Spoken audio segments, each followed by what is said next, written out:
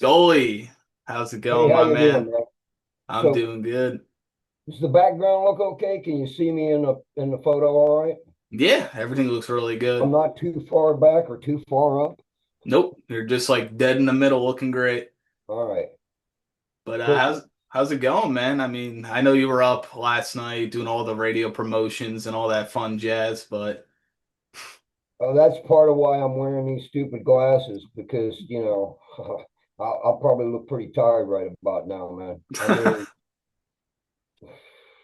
Ever since we put Destiny out, what's it been like 1 month? It's been a month since Destiny came out, and then now this weekend we just released Land of the Dead.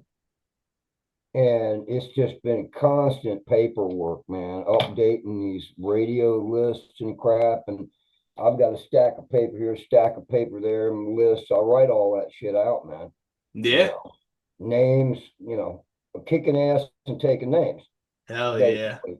And then later on, once all this is over with, I'll go update my typed out list that I Mhm. have. But it's always the same every time we promote. If we like after this album comes out, and then it's another year and a half before the next album comes out, or we release a single or something like that for that album, it'll be the same routine, man, because all the 320 some odd stations I have on the list, there'll be 50 or 60 of them that go away, and then there'll be all these new ones that sprout up, and Yeah, it's a lot of work every time yeah. doing that, just updating and stuff because I get a lot of bounces. Like, okay, so I'm using last year's list for Ornaverum. Mhm. Put that out. That's where I started with, and so I send them all out, and I get all these bounce backs. So some of that is band or not bands. Bands do the same thing as radio. They come and they go, man. So you just got to keep your lists update. That's the way it is, and it's just actually a pain in the ass. It's a lot of work, but Yeah. you got to do it. I mean, I can't relate to sending out tons and tons of emails to bands, but I can definitely relate to getting tons and tons of emails from bands. I think I meant to say radio, not bands, but I get a lot of emails, man, that fill up with fucking this label, this band, this band, that band. And dude, I'm fucking sitting there 2, 3, 4 hours go by and I'm still downloading stuff. I have not even checked the metadata or anything at that point because there's just so much stuff. Yeah, man, I can relate to some of But that. it's worth it for all the money we make. Yeah, you probably make more money than I do. Not gonna lie, but What's that little thing that just popped up there? what? Stay centered with audio framing. Stay centered with audio framing. Should I say turn on or maybe later? I would say maybe later. Yeah, maybe later. Everything I'll sounds tell and you. looks good to me. Oh, wait a minute. That actually does look better now or something. So they don't tell you which one you should choose. You just got to guess. It's like pick door number one, two, or three. But hey, I didn't write you down too many questions because I mean I know I'm pretty familiar with you. I know a lot about you. I've interviewed you, I think what was it, twice so far? Yeah. It was on the other station. I don't name that station anymore, so I'm gonna try to refrain from saying who they are. But the questions I got are all good ones. One's a twisted world question. That's gonna be at the end though. But the first one is so Destiny and Land of the Dead, you just mentioned were your newest releases. Tell me about those songs and the creations of those. Destiny. Well, both these new tracks are songs that were written back in 1992, 1993, part of a whole batch of songs that we had written at that time and recorded with Bud Snyder at Telstar Studio in Mhm. Sarasota. And we had a different drummer than Wayne at that time. The 1996 album that came out, Wayne had already joined us, And we picked from those other 27 songs we had recorded to make that self-titled album with the new drummer. So we actually re-recorded that with the new drummer because he was the new drummer. Yeah. I guess we could have put the songs out without him, but no, we got a new drummer and we were still fairly fresh on it. I mean, we had a couple albums out before that, but they had never been released on an international level. They were only put on cassette tapes, and we shrink wrapped them ourselves and stuff and packaged them and put them around town. But that bass player and drummer ended up out of the band, and we kind of moved on. So out of that 27 songs, that's where these two new singles come from, Destiny and Land of the Dead. And of course, the album that's coming up, that's where that we picked out, we went through and we found a bunch of songs from that era. One of the reasons we're doing that is because we've got a whole album's worth of brand new material that we're going to jump in and start recording from the ground up. That Mhm. takes a little more time, and we know we're not going to be able to have that done and out and until 2027. Yeah. Right. Okay. So, being that we just put out a brand new album last year on Averum, and we didn't want to wait 2 or 3 years to put out another album, we had always wanted to go back and find and listen through all that stuff we had did back then leading up to that self-titled 1996 album because there's a lot of good stuff. All the bass tracks were already recorded, all the drums, all the initial first live uh, rhythm guitars, and most of the leads, and all the vocals were supposed to be initially just scratch tracks with my brother in the vocal booth. To finish a song like that, usually you'll do a scratch track. The singer will do a scratch track with the band playing live in the other room. At least back then, when we were recording 2-inch reel to reel. Yeah. And then he would come back in later and they'd get rid of that track and he'd come in and he would perfect it. The thing of it is with my brother back then, he always did his best even when it was just a scratch. So we listened through 9 songs from that time, and the vocals he did on 7 out of those 9 songs, there wasn't nothing wrong with it. We were like, this is fine. Yeah. This is fine. 2 of them were a little pitchy and this and that, a little rough because we had been in the studio recording a lot of stuff. So I sing, and that's kind of how my brother got started, was learning from me back Mhm. from the 80s. And so I just went ahead and we broke apart the tracks and everything. And the two that I needed to redo, I went in and did myself because I kind of did that on the last Act of Defiance album, which was my brother's last album with us, full album. He did like half the songs and I did like half the songs. Yeah. So, there's 9 songs, 2 of them I'm singing on, and then 7 of them my brother and I are singing on, still from the old days. Any of the backup vocals that weren't finished, I went in and finished them. If there was a lead that I felt needed to be recut, I did. Because a lot of times when I'm throwing down in the studio live like that, once I go to a lead, the rhythm drops out underneath of it. And when you record professional albums, normally you'll do one cut and you just do the rhythm guitars all the way through. That way there's something on, and then you lay in the lead. And that way there's a little bit of rhythm back and still crunching under there. So to make it more professional, we just had to take those songs and finish them up. Yeah. Um, Destiny was potentially and Land of the Dead was potentially going to be on that first 1996 self-titled release that we put out internationally. But we were pressured for time, and stuff in the studio and wanted to get rolling with things. So, and then Bud, our engineer, co-producer on that album, he got busy with the Allman Brothers and had to go out on tour. And Jeff Buckley, he had to go do a tour with Jeff Buckley.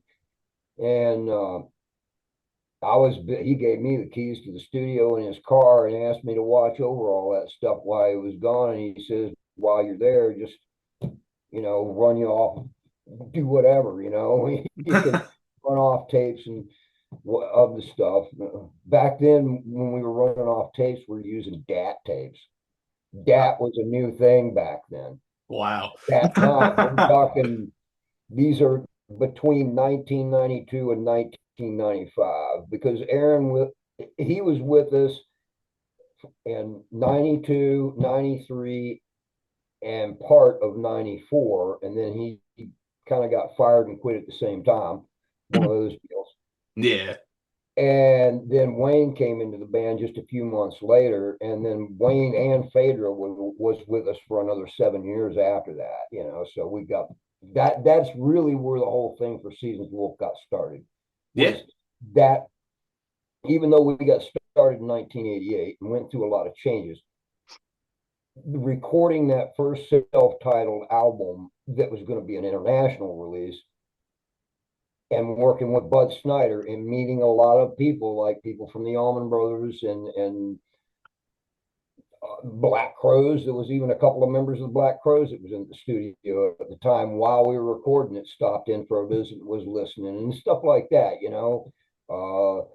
The At the time, Jason Flom from Atlantic Records, he was with Atlantic Records, and he was a good friend of Bud's too. So we almost got us a record deal with Atlantic Records. Jason Flom, I actually got to speak to him on the phone. But back then, man, it's even tougher now. But back then, at least you had some major labels, right? Yeah. It was a whole different time. And if you could get a connection with a major label and talk with somebody, and the thing of it is, they liked it.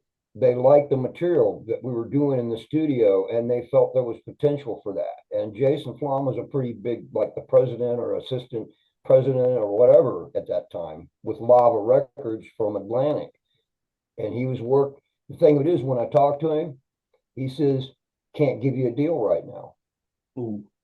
The label only takes from each genre a certain amount of artists to get on that roster for a period of time.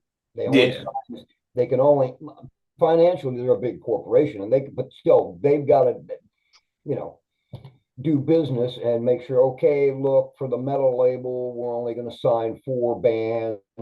For jazz, we're only going to have a couple. For country music, we'll have like 5 or 6 because that's a little more popular and sells really well. And then pop music and rap music and this and that. They got all these different things and they got different people assigned to each one, and they're only allowed to sign and put money into a certain amount of bands. And that's the way they explained it to me. He Yeah. says, I know, Bud, I know you guys, and you sound great and you got potential. And, you know, the only way I'm going to be able to sign you is if Sabotage or Dream Theater or one of these other bands gets kicked off the label or completely goes Kaputski. But there's Yeah. contracts and they have a certain amount of time, a certain amount of albums. And until there's a position that needs to be filled for the label, look for other labels or do everything you can. And that's Yeah. what we did. And that's when I decided to form Earth Mother Music, my Yeah. own little, and we built right around 95, whenever that first self-titled was finally finished and getting ready to come out. We moved into the new place. We built the stage, uh, tore out the walls, and we built in a studio back here we could record in. And we had already learned a hell of a lot from being with Telstar and previous studios. We Yeah. absorbed that, the techniques and the art of recording stuff. So, you know, by that time it was for time for Lost in Hell. You know, we were working on that for 1999, and we got that. We recorded that right here, man. Yeah. And all the albums since then we recorded right here. Yeah. You were Even speaking. and Twisted World right here. Awesome. You were speaking about major labels. Like, I honestly do feel like back then there was just a lot more big time labels out. I feel like they're kind of, especially in metal, and metal, there's like maybe like 4 or 5 of them now. Well, as far as huge labels, Yeah.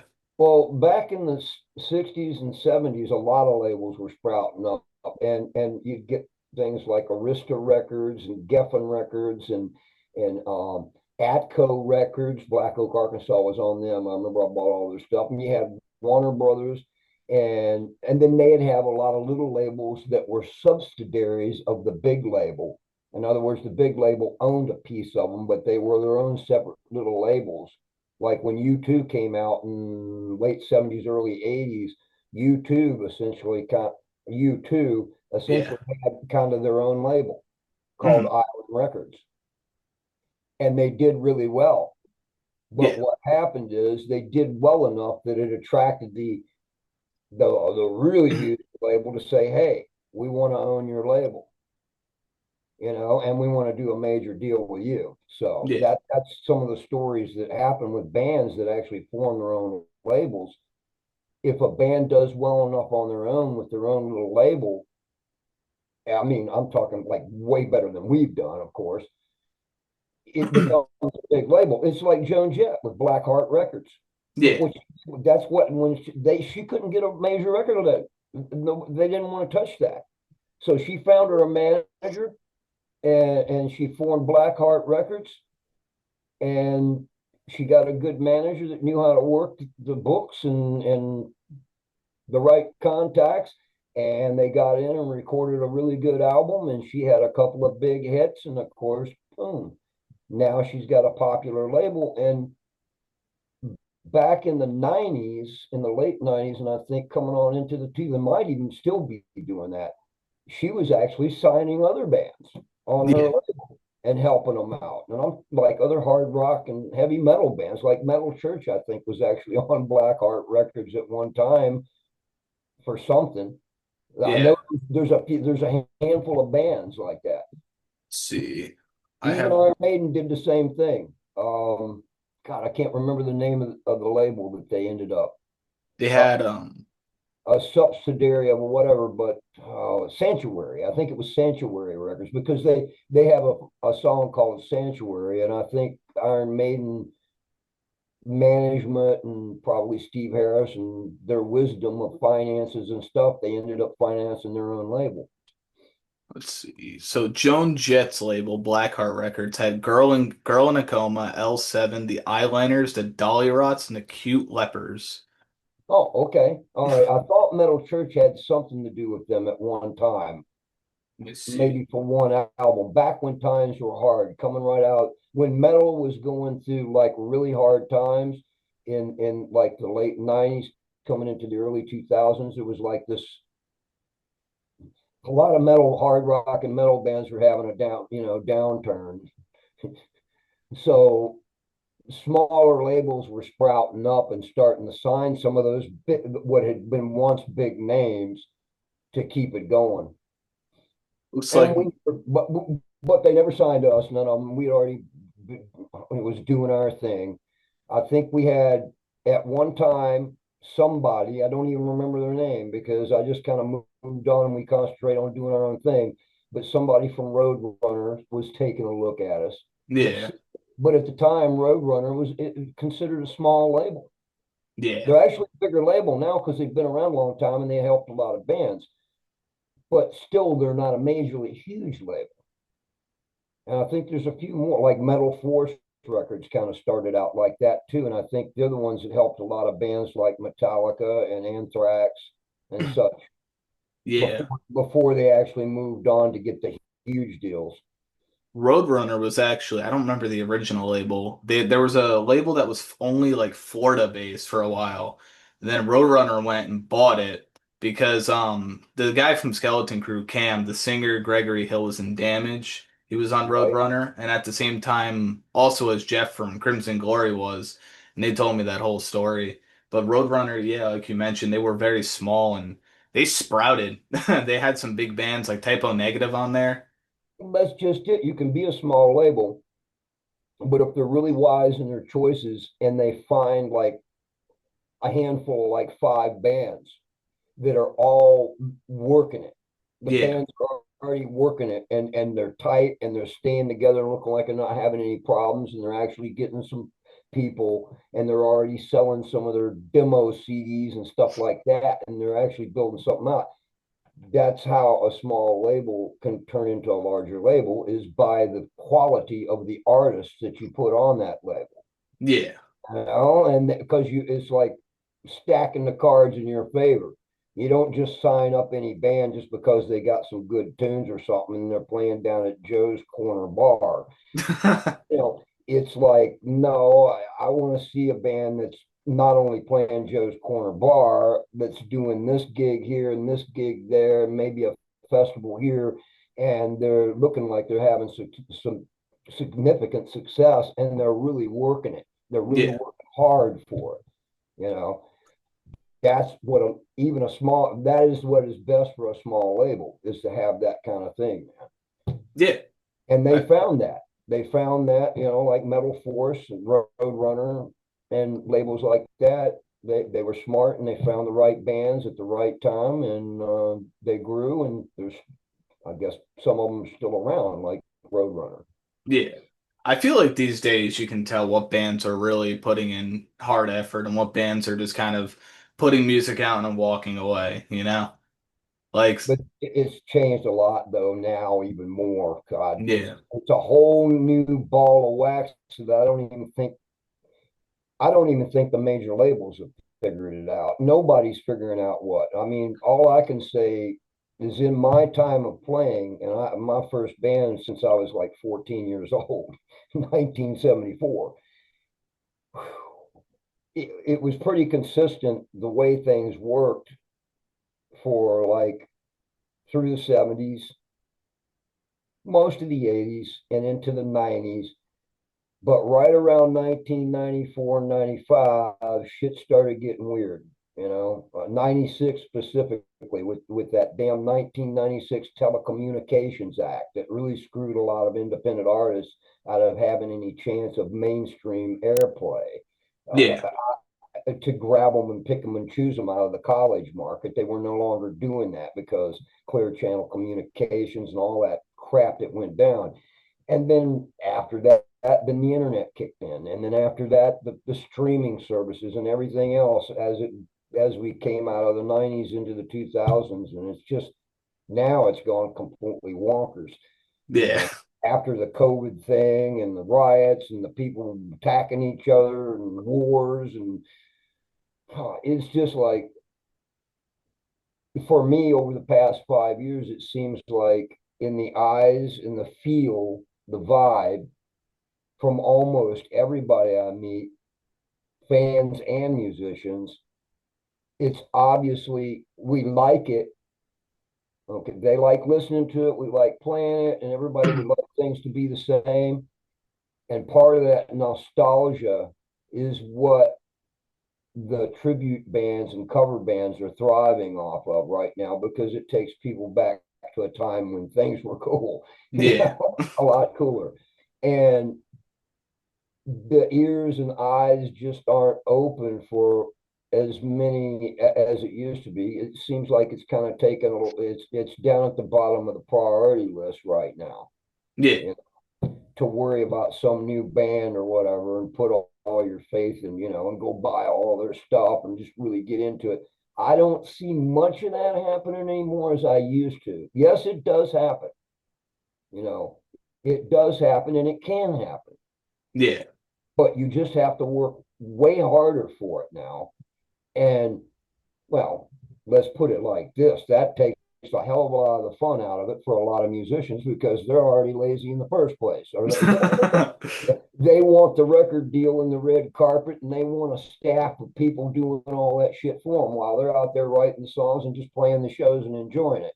Yeah. So I feel bad, that everybody can't get the red carpet treatment out of a top number one Billboard hit. But if you check the Billboard charts, hell, I think the top 20, there's not one hard rock band in the top 20 right now. It's all pop rock bands, Yeah. pop type stuff, like rap and hip hop and this, electronica, or even freaking AI. I don't know. Yeah. That's another one that would add to the pros and the cons list. There's a hell of a lot of cons right now, man. Absolutely. I went on a big conversation about all that in the end of John's show just before or after you left. I can talk for hours about how much I fucking hate artificial intelligence and especially with music, man, because it's taking so much shit away from artists. And eventually it's just going to dominate the market if we allow it. And I hopefully humanity does not allow that to happen at all. The only thing I see some of the tools useful for, and I mean, it's just like the internet and being able to have this really cool form of communication. And we can do this with all of us in the world can actually communicate with each other. Yeah. But so many people don't use it properly to actually, even if they, you see, that's what's caused all these disagreements and stuff when people it's easy to type crap in a chat room or something and piss somebody off and they take it the wrong way and they actually get emotionally upset about it and they lay there at night fucking not getting any sleep because of it and stuff. And it's like, come on, people, how about why don't you just call each other up on the phone then? Yeah. Trade phone numbers, call up and have an actual conversation about this instead of this chat room bullshit. We're going to take everything wrong, Yeah. misinterpret everything. It almost seems like people. It almost seems like people love the drama though, Yeah. and the war and everything else, which brings me to another song that I got going for a whole batch of new material for the new material next album. The 2027 album? Right. I've got one called Apocalyptic Sex. That's a amazing title, but what I do is it's about how humans seem to love killing each other just as much as they like sex. Yeah. Right. And so I kind of put a little, it's not really a satire song. It's pretty creepy. And I even got some bombs and shit going off and people running and screaming and firing in the middle of guns and everything else you can imagine, put in the middle of the song just before the lead kicks in.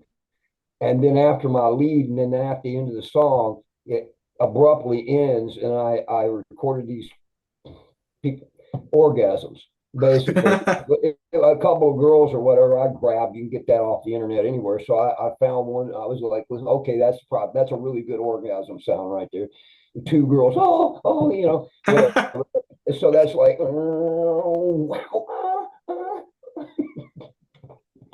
Yeah. so apocalyptic sex. Uh, That'll drama be on the definitely. next album.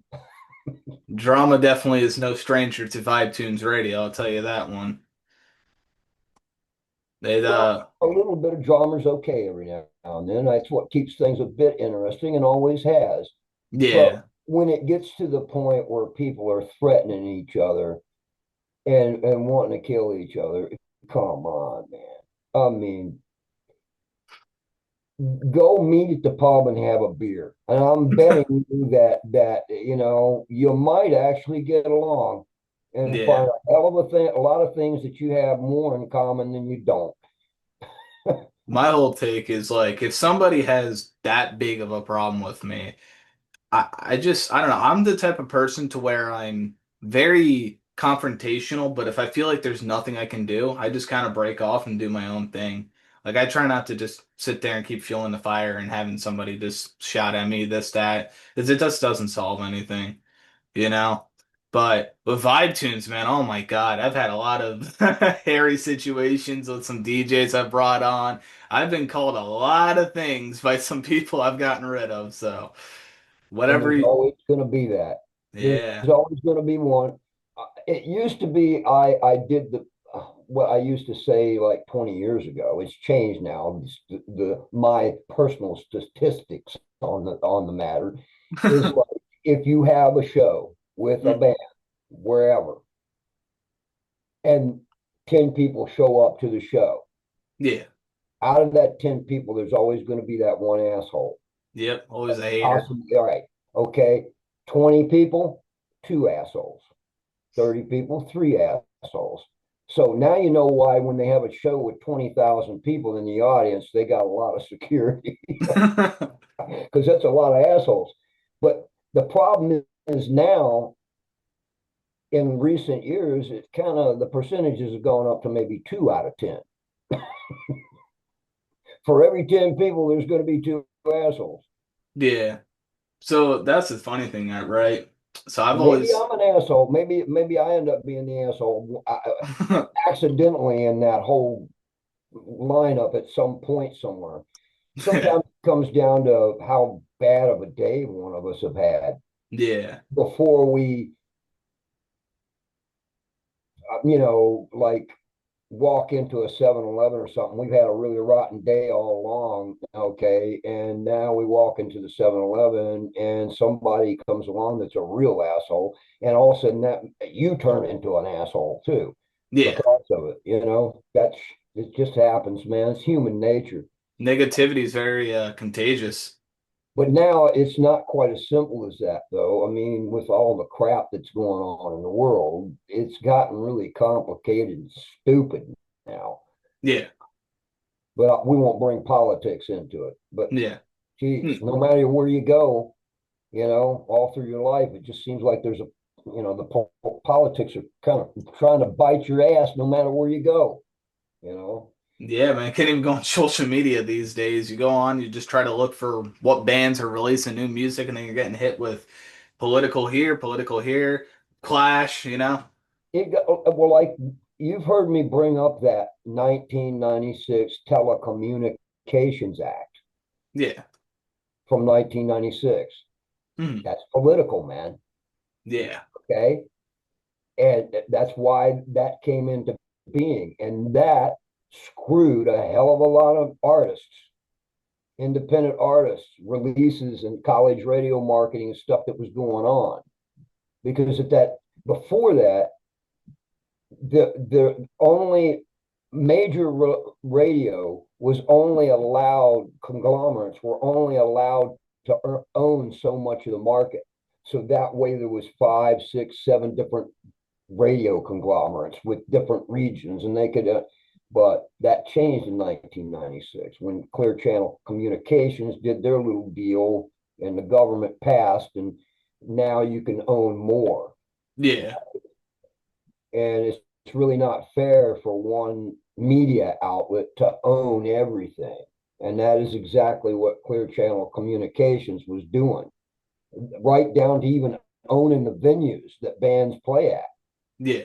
And unless you're signed with a major label and in bed with Clear Channel Communications and have enough money for advertising expenses for your bands, if you're an independent band, you're screwed out of being able to play any of those major venues.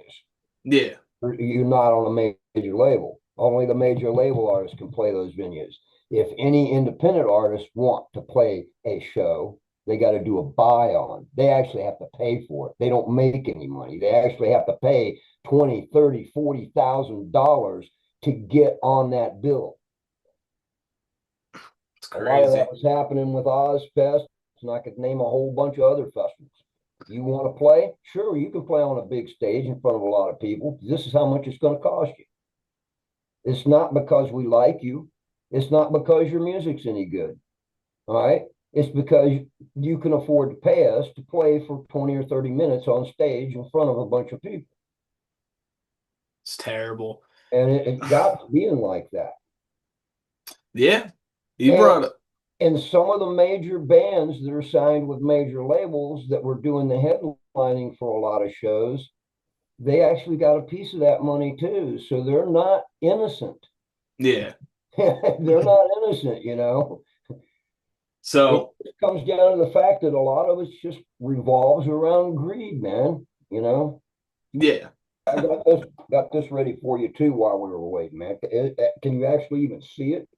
A little bit. Yeah. I saw it when you picked it up. Not really so much anymore. Oh, it's got to be up in that area, huh? I got to Yeah. no scooting back. Don't. Oh, here we go. Let me try this, man.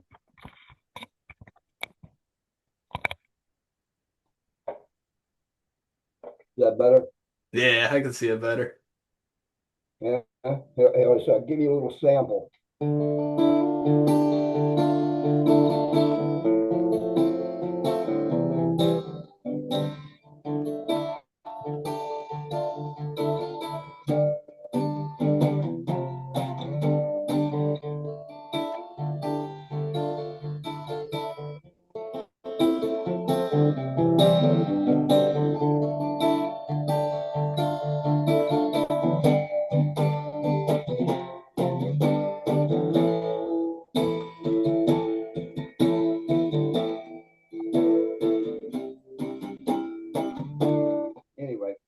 That's that's the intro piece for one of the old songs coming up on the next album.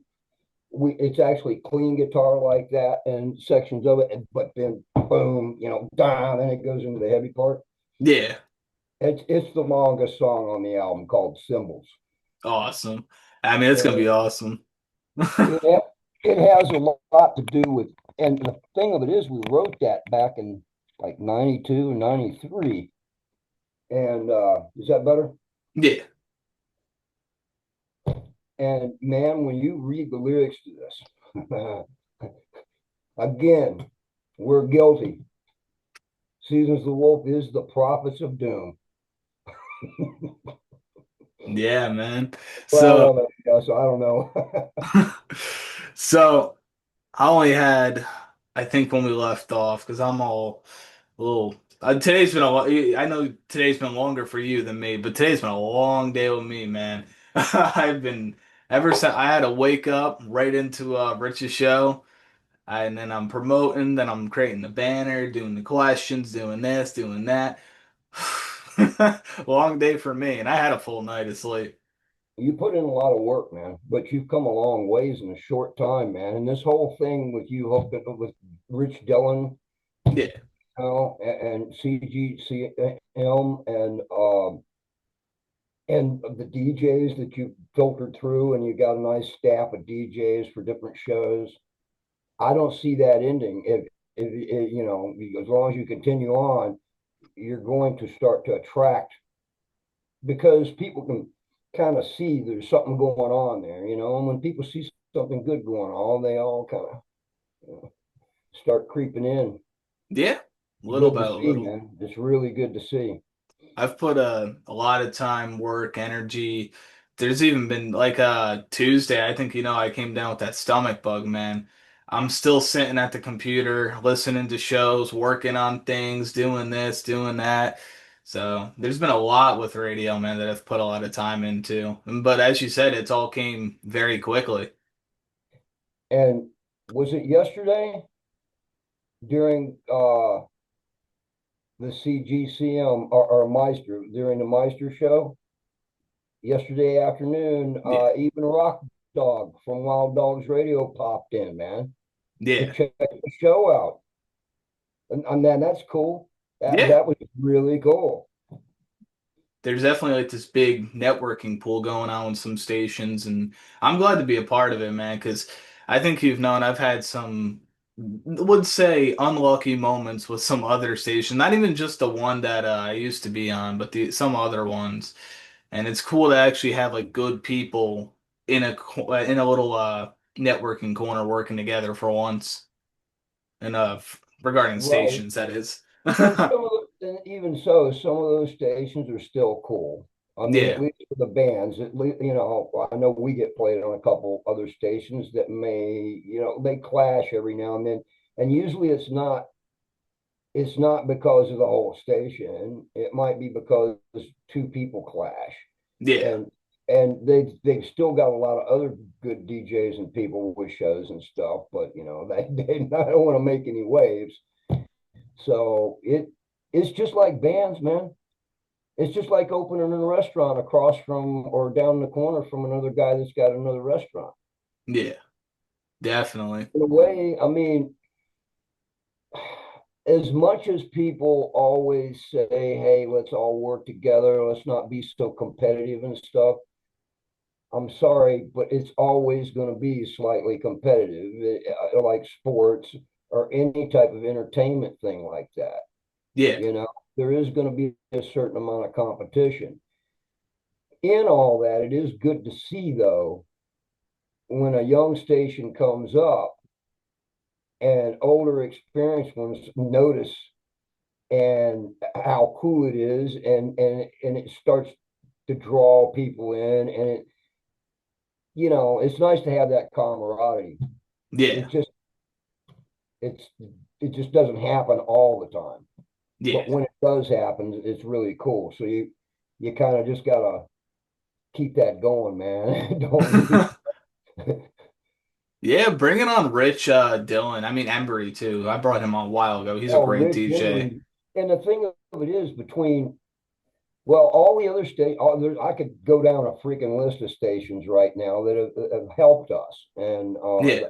and Seasons of the Wolf, and getting in the chat rooms and talking to people it has led to other DJs playing our stuff on other shows from other stations. Yeah. Right? It's just nice, you know. It's a I nice think thing about it. Vibe Tunes is like definitely up there with the Seasons of the Wolf support and airing the music out and everything. I try to tell the DJs, I'm like, hey, play one of Uh, his songs, see how you like it, And they come around. Yeah, I know. And then when they play it on their show, they might have a couple of different listeners that hear it, and maybe some other friend of theirs that's a DJ from another station that hears it, and then they contact me and ask me to send the shit, and there you are. Yeah. That's happened at least three or four times with the Meister and his show on CGCM. It's happened. Now it's happened a couple of times with your show, Yeah. and it's happened with the Rock Dog show. Basically, when it happens, though, when it doesn't happen, is there's a lot of shows out there that just have the show, Yeah. and they don't have a chat room. Okay, and yeah, it is a little more work to do your show and your thing, and actually take requests and have a chat room and multitask like that. So there's a lot of stations out there that don't do that. So getting played on those stations is great, and we always appreciate the support no matter where we can get it. But it's always cooler whenever a radio station does have a chat. Yeah. And you've got a handful of bands that actually find out about it, or at least musicians that will come into those chats and take part and meet all these people. It leads to more connections. Yeah. And it blows my mind that a good portion of the musicians don't aren't attentive in that way. If a station is playing their stuff, do they not like on Facebook, they'll get a message saying our playlist saying, hey, you're going to be getting played on our stuff on Wednesday night, certain time on my show. And if somebody in the band or anybody that cares about it, it has the time and knows about it, why would they not go check it out and listen to it? Absolutely. And then when they go check it out, they look up and they see a chat room and they click on that and they go in the chat room. And all of a sudden it's really cool because the DJ that's playing their stuff and supporting their band sees the band taking, or somebody from the band taking time to come in and actually spend a little time and talk to people. Yeah. And when their track comes up and plays, maybe they chat about it, in the chat room, talk about it and say what the song's about, and maybe put a few images of the band in there in the chat while it's going along, and also listen not just to their song, but listen to all the other requests and the DJ. Listen to the stuff that the DJ plays and likes. Yeah. Because then you can sit there and go, oh, wow, he likes that band, he likes this band. Well, I'm going to turn him on to these other guys I know. Yeah. And now I know what he likes. And also, okay, no, I'm not going to send him that one song of ours, but because he likes this and this and this, I think he's really going to like our stuff if I send him these. You get a feel for the DJ and what they like and what their plans. So then you can go through your catalog if you have one of the releases, and you know exactly the type of stuff to send them then. Yeah. I And other DJs taking part in that and they hear it. It also forms a kind of bond with the actual musician that's getting played, and they're meeting them personally. So now it's a now it's not just them hearing some damn song by a band yeah. anymore. Now they're hearing your song with the guy that you just met. It makes them listen a little closer to what they're hearing, Absolutely. right? Yeah. It just makes them listen a little, and also you're meeting the person, and it actually makes them listen a lot closer to your music. And the first thing you know, you got them asking, "Hey, man, send me the whole album." Yep. I know you were talking about DJ styles and getting to know a DJ style. I must be a really hard one for you to grasp the concept of because you'll be hearing Seasons of the Wolf, then death metal, then next minute later you're hearing Buddy Holly. My show goes all over the That's what place. I like. I like the fact that you do that, not just metal and hard rock, that you actually go back to the beginnings and play a few of those classics that started it all, like Buddy Holly and Elvis and a few other things. Or Yeah. if somebody requests, like your mom, if your Yeah. mom comes in and says, hey, she wants to hear some Frankie Valli, let's do it, you Yeah. know? That's my mom. Sherry, baby. That's I my can sit mom's there, I music, can man. listen to a Slayer song or a Creeper or a Ghost song, and then all of a sudden I'm listening to Buddy Holly and then Frankie Valli. Yeah. Then That back to death that's metal. pretty awesome.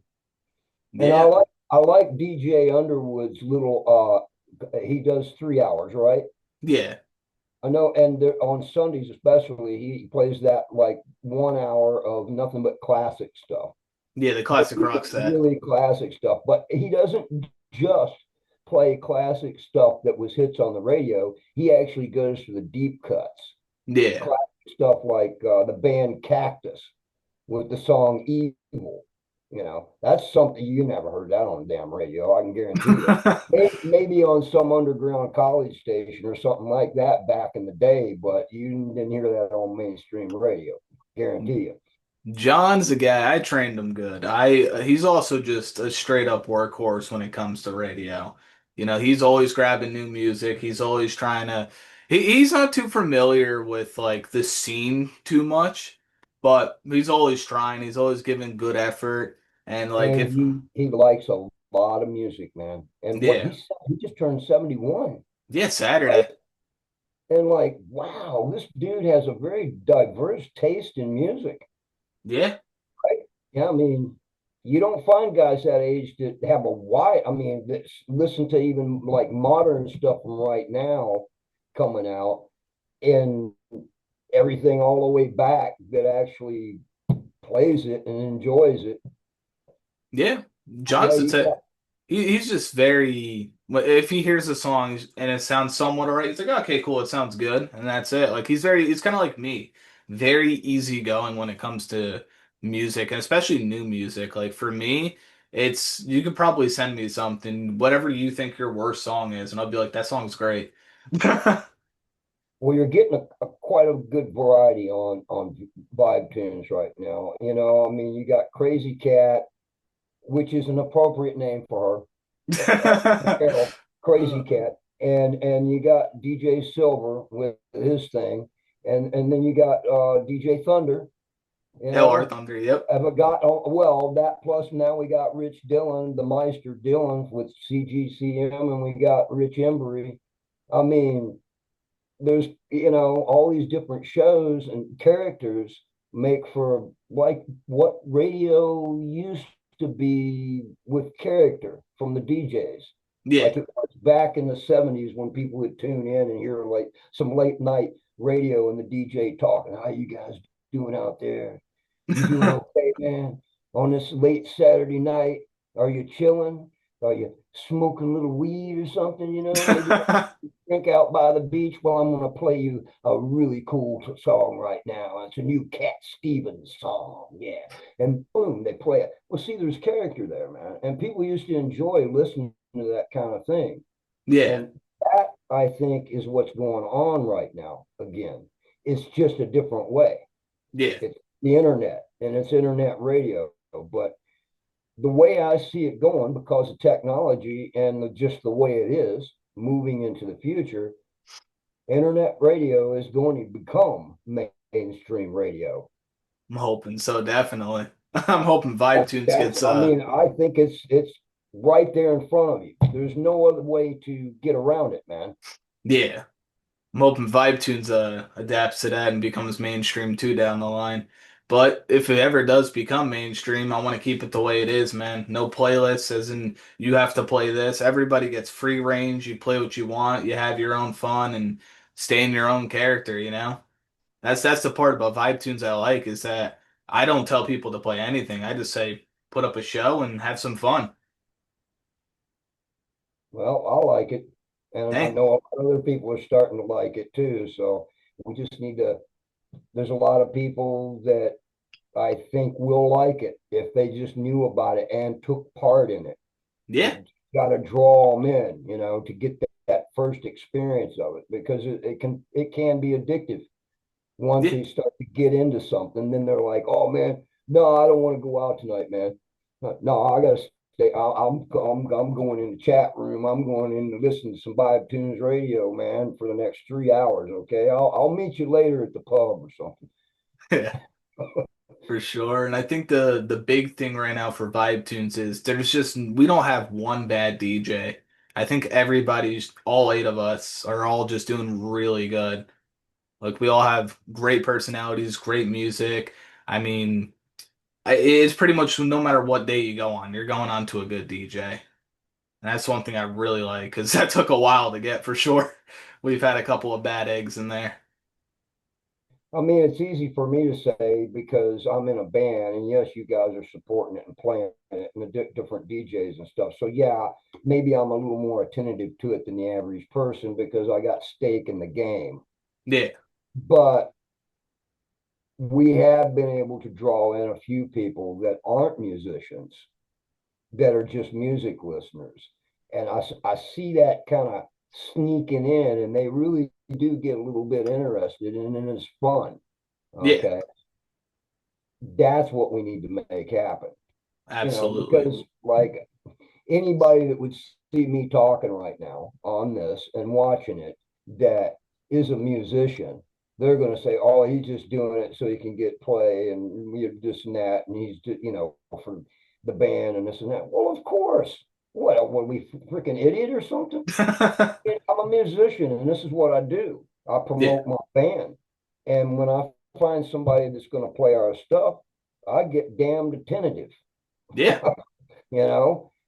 But by the initial of doing that at the onset, that's what it's for.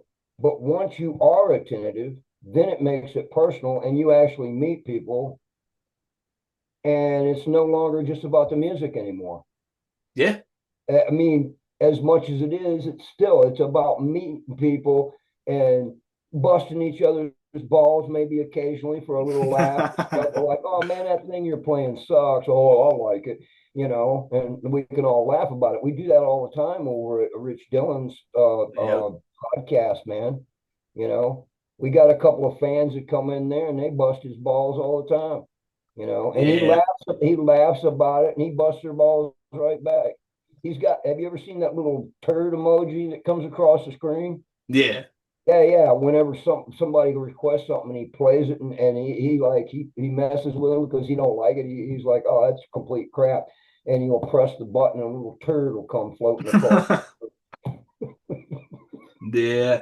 I'm a big ball buster from And what nobody everybody takes it tells me too. personally there. Nobody takes it personally, even when they Yeah, play our stuff. The first time I'm in the chat room and there's a bunch of DJs and listeners, I don't expect everybody to like the new song we just came out with. They're listening to it for the first time, and I always tell them in the chat, "Bust my balls. I got thick skin. I've been doing this a long time, man. You're not going to like everything I'll put play. You're not going yeah, to like everything we put out. I'm a big Blue Oyster Cult fan from all the way back. Do I like every single one of their songs? No. There's a yeah, few that I might actually press the turd emoji button. Okay? As much as I love those guys, yeah, they're and most of their stuff I'm good with. But there was a couple that I could do without, you yeah, know. I'm sure Seems the Wolf has got a turd emoji every now and then, yeah. coming to us somewhere down the line. Subjective, I feel like that just depends on people's tastes, you know? Some I'm people gonna might like a I'm gonna song. put it out there. I'm gonna put it out there because I like it. Yeah, And if other people listen to it and like it, that's a win. I don't expect everybody to. Nobody should. I'm trying Somebody to. some people take it real personally though, musicians especially when somebody doesn't like their thing, Yeah. their song, it actually gets them all upset and everything. Yeah. What are you I, gonna do, I you was know? about, there's you play to 10 people and two people absolutely hate it. Yeah. So what? The other eight people do. I like those odds. I'm trying I'm trying to get my mom to listen to some more seasons. It's a little bit fast for her. My mom is not a rock and metal person, but I'm just trying to shoot her. I'm like, here, mom, listen to this Seasons of the Wolf song. Listen to this one. Listen to this one. Listen to this one. And eventually I know how she is. She'll come around to a few songs that she'll like. I think I don't remember which one it was. Maybe Hopes and Fears she might have liked a little bit. Right, right. There's a part about it that she liked. It's just when you guys start to get when the pitch goes up a little bit higher, when you're doing the chorus and getting a little heavier, that's when she's like, okay. You should turn her on to Interstellar. Yeah. Most of the ladies always love Interstellar. It's I can't even say that's not a hard rock song. It's not a heavy metal song. It is a rock song, Yeah. but it's more like something that it's like a cross between some early Santana because of the Caribbean style drums or whatever, and maybe Alan Parsons Project. Yeah. I I know certain songs that I know certain people would get into. So if a new person comes along and I'm meeting them, I'm talking to them a little bit, and I can usually get an idea for what they're going to like before I even turn them on to anything by Seasons of the Wolf. So like if I'm talking to a death metal guy or a speed metal guy comes to visit the studio and he's heard of the band but he's never heard anything by the band, what am I going to play him? No More Room in Hell. That's what Yeah. I'm going to play him.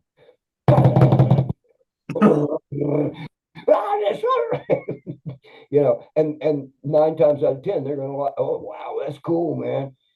If I played a guy like that Interstellar, they're going to just like, yeah, it's okay, man. But all right. I do got one question for you. I told you this one was a We got time, or are we running out again? We should sitting here going blah blah blah.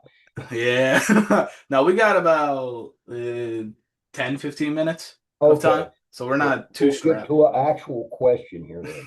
Yeah, no, I tend to go on these tangents and then you do and then I do. It's like a phone call.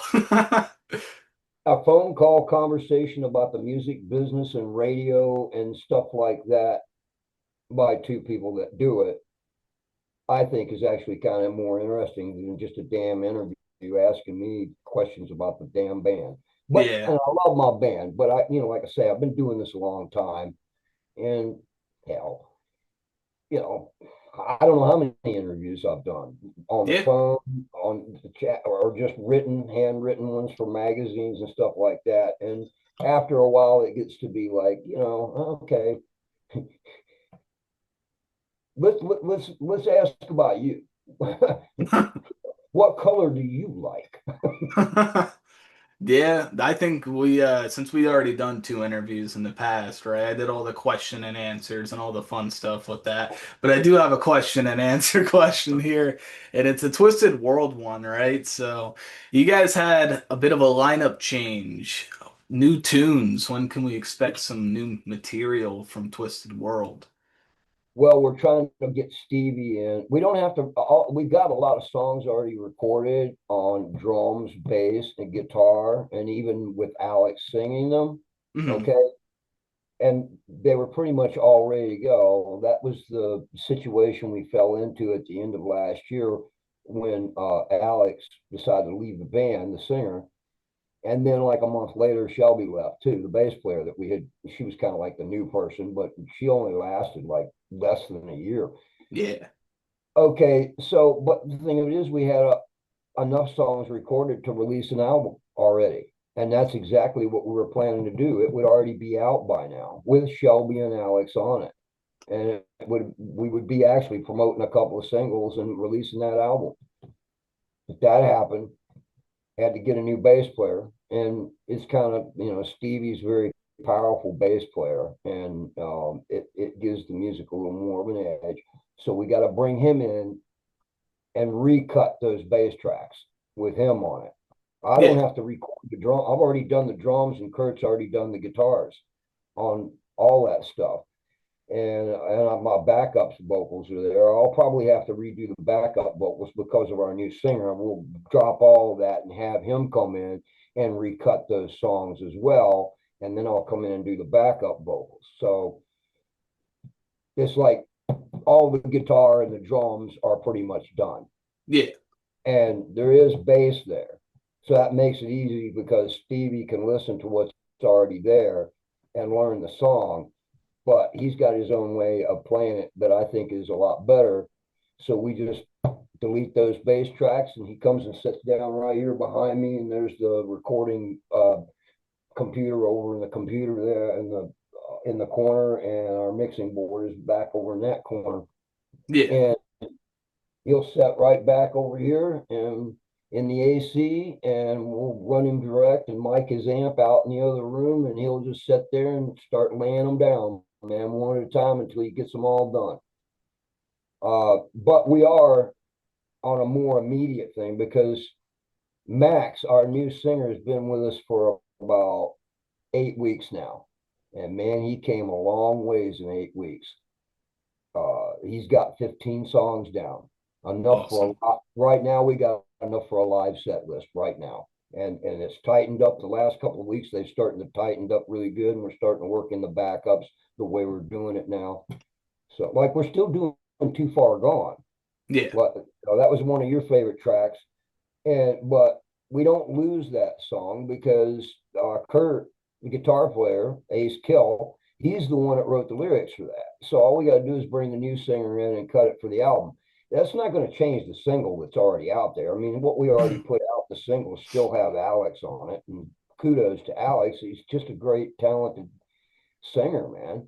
Yeah. And it came that things went down the way they went down. He decided to do what he needed to do in life.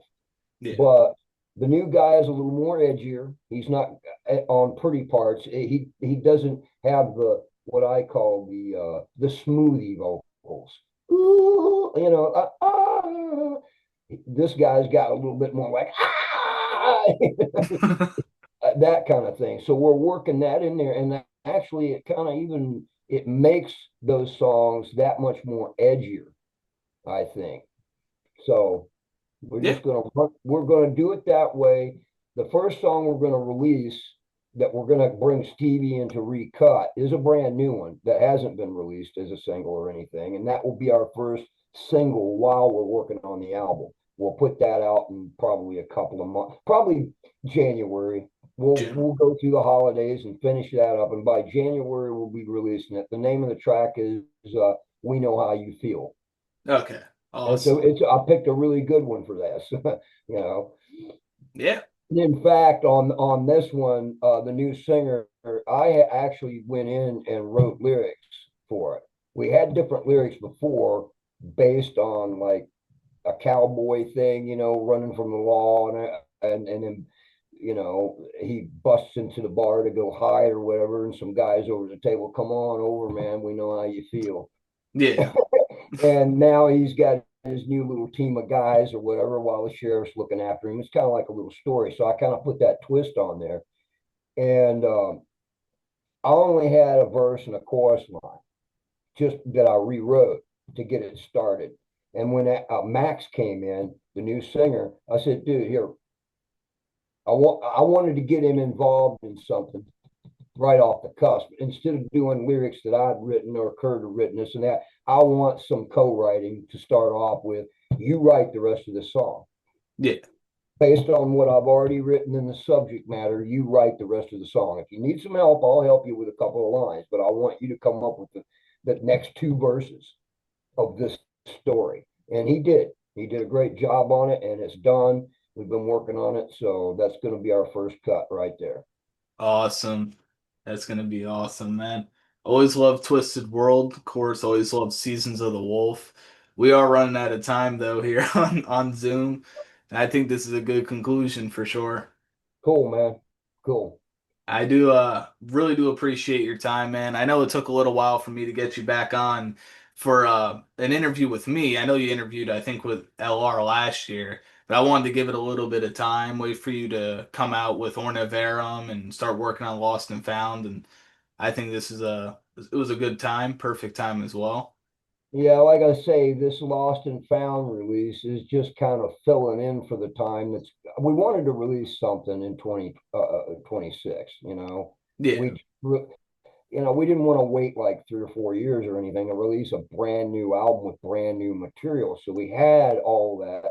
We figured we always wanted to do it, so let's go back and get it done because it'll be easy because at least the bass and drum tracks and a lot of the stuff has been already there. All we got to do is go trim it up and make sure that it sounds as professional as it can be without taking away from the vibrance of that time period. It still sounds the same as like any of the material. It has that same sound quality as that first self-titled CD that came out in 96 yeah, because all that material was written in that area and it was recorded in the same studio. So it's going to have that same type of vibe to it as that album.